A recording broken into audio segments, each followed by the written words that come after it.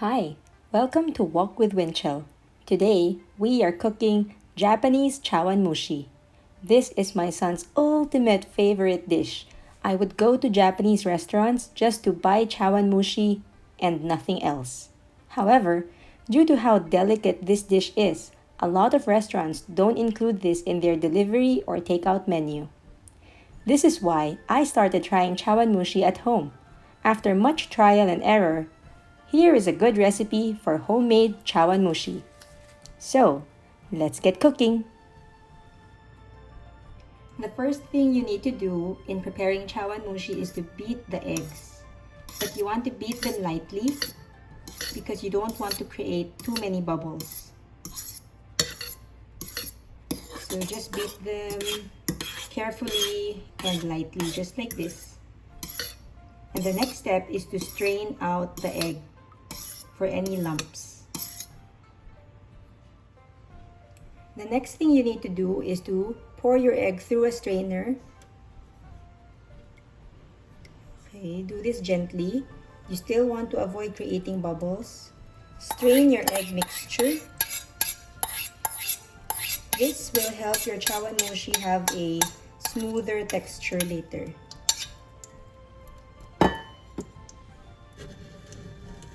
So make sure you strain out all of the lumps.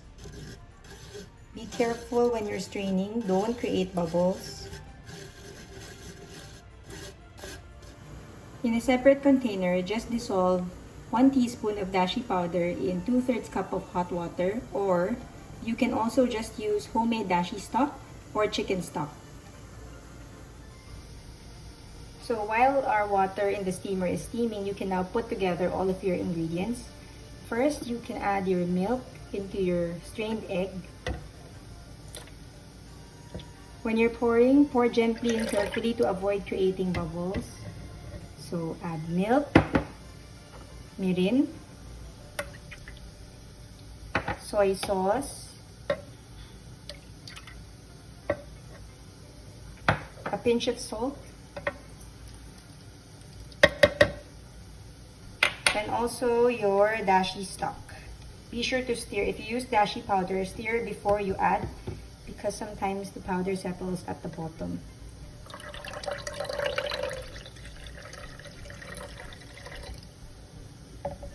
After adding all of the ingredients together, you can now prepare the teacups or ramekin or small bowls for your chawanmushi.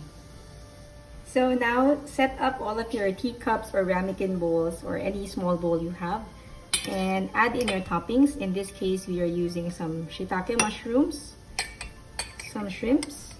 For the shrimps, you may choose to marinate this also before you add them, but we did not marinate this. You can add soy sauce or mirin. It's up to you. Shrimps, mushrooms, and we also have some carrots. Just add carrots. Some of this will eventually float to the top when you start steaming the egg.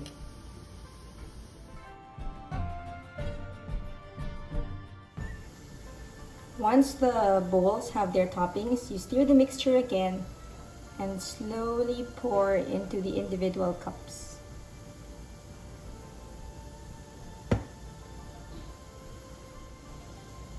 When you're pouring, make sure to do it slowly. You don't want to create more bubbles.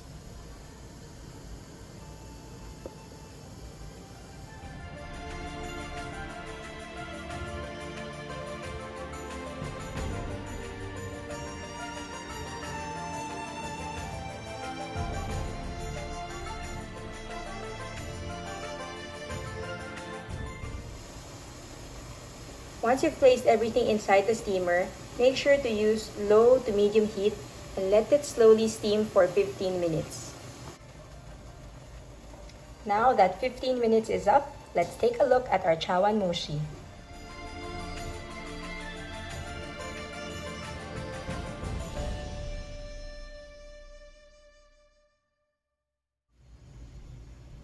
Check the texture of your chawanmushi to decide if you still need to steam it for a few more minutes.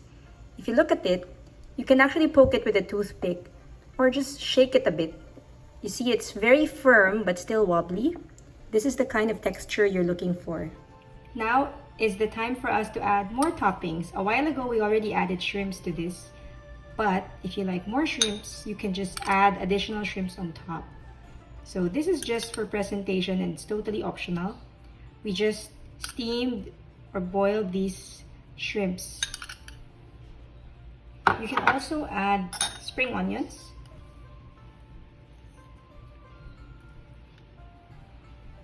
And if you like, you can add canny sticks or some fish roe.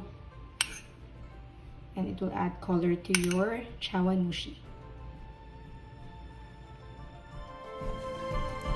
Thanks for cooking with me. Hope you enjoyed this recipe. If you're new to my channel, Walk with Winchell, please like, share, and subscribe. Remember, please click the bell icon too, so you can get new recipe updates. Happy cooking!